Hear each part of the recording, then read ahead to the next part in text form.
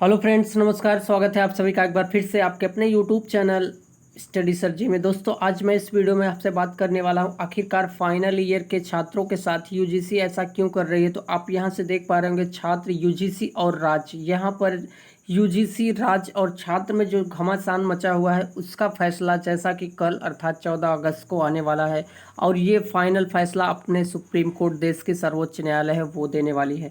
तो इसी मसले पर हम बात करने वाले हैं। सिर्फ अंतिम वर्ष की परीक्षा, जी गाइस, सिर्फ अंतिम परीक्षा की तुलना में अधिक क्यों, अर्थात अंतिम वर्ष की परीक्षा को क्यों इतना महत्व दिया जा रहा है। परीक्षाएं अगर हो तो सारे परीक्षाएं first year, second year, third year की हों, सबकी मार्कशीट एक साथ दी जाए। इसी पर मसले पर हम चर्चा करेंगे, जैसा कि ये पूरी तरीके से सुप्रीम कोर्ट में मसला गया है फाइनल ईयर के छात्रों को लेकर के। क्या है पूरी बात, इस वीडियो में आपसे करेंगे। वीडियो स्टार्ट करने से पहले आप सभी से कि हम्बल रिक्वेस्ट, अगर चैनल पर फर्स्ट टाइम जुड़ रहे हैं तो प्लीज़ चैनल को सब्सक्राइब कर लीजिए, बेल आइकन को प्रेस करके ऑल पे क्लिक कर दीजिए, जिससे कि मेरे सारी वीडियो का नोटिफिकेशन आपको मिलता रहे। फिलहाल आपको बता दें, यूजीसी ने एक बार फिर से मूल्यांकन कीजिएगा। यूजीसी ने एक बार के मूल्यांकन के रूप में वर्ष के अंतिम वर्ष की परीक्षाओं की सीमाओं की मान्यता दी थी। फिर भी परीक्षा के प्रति हमारा जुनून बना रहा, अर्थात यूजीसी इस बात को कह रही है कि हम परीक्षा को लेकर के छात्रों को, यहाँ पर आप देख पा रहे होंगे शील्ड, फेस शील्ड लगा करके लोग एग्ज़ाम अभी दिए। अब ऐसी सिचुएशन में, हालांकि बीएड का एग्ज़ाम जो यूपी बीएड का हुआ, ऐसी सिचुएशन में सोशल डिस्टेंस को बिल्कुल नहीं ध्यान दिया गया, और जैसे तैसे पहले लोग एग्ज़ाम हॉल में आते थे वैसा ही माहौल दिखा। फिलहाल 20% लोग इससे कोविड-19 से पॉजिटिव भी पाए गए।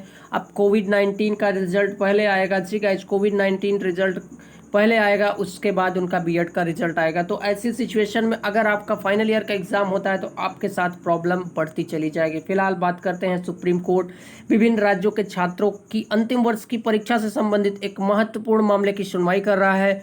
वर्ष अदालत, जी गाइस, शीर्ष अदालत में इस संबंध में याचिका दायर की गई है। जैसा कि हमने अपने पिछले वीडियो में कई बार बात किया कि ऐसी बात आखिरकार क्यों सुप्रीम कोर्ट अपना फैसला डेट पे डेट देती चली जा रही, क्यों नहीं एक ही बार डिक्लेयर कर देती छात्रों को लेकर के। आपको बता दें, चूंकि मामला उच्च न्यायालय है, उप न्याय है, और आपको बता दें इसलिए इस पर टिप्पणी करना उचित नहीं है।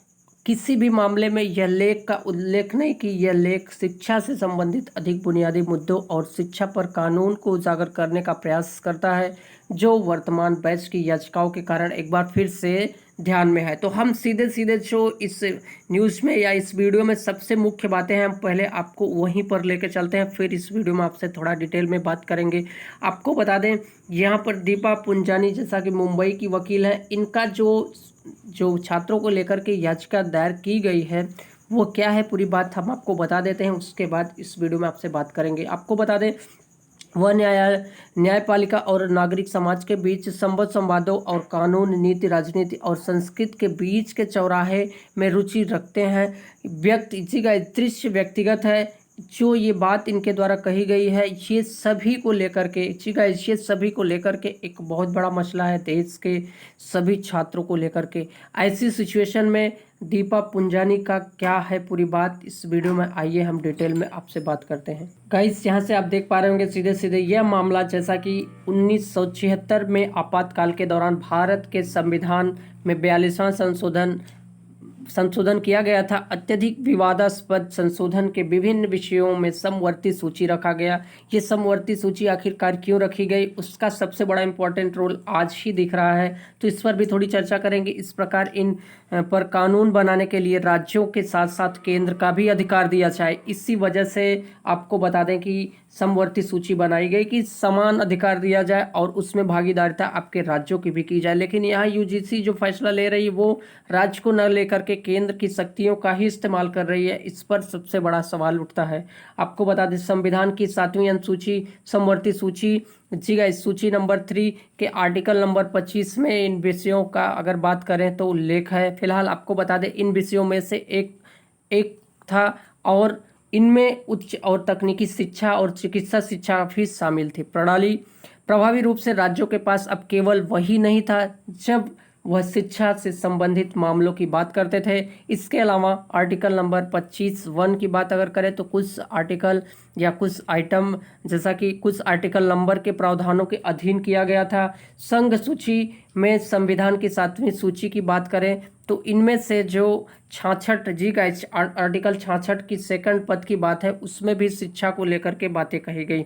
लेकिन जो भी बातें हैं यूजीसी के आगे वो कहीं ना कहीं फीकी पड़ रही हैं। आपको बता दें, विश्वविद्यालय अनुदान आयोग जो शीर्ष अदालत में दायर याचिकाओं के प्रमुख प्रतिवादी वास्तव में आर्टिकल नंबर के लिए अपने अधिनियम की मूलभूत योजना का बकाया अर्थात संघ सूची के 66 में, अर्थात जो संघ सूची की बात है 66 की, उसमें जो भी बातें कही गई हैं उसको लेकर के यूजीसी कुछ नहीं मान रहा है। राज्यों की तरफ से अपना जो केंद्र की तरफ से उसी बात को वो मान रहा है। ऐसे में कई मामले सामने आए जिनमें राज्यों और उनके शिक्षण संस्थानों ने खुद को यूजीसी के साथ लॉन्गर हेड में पाया।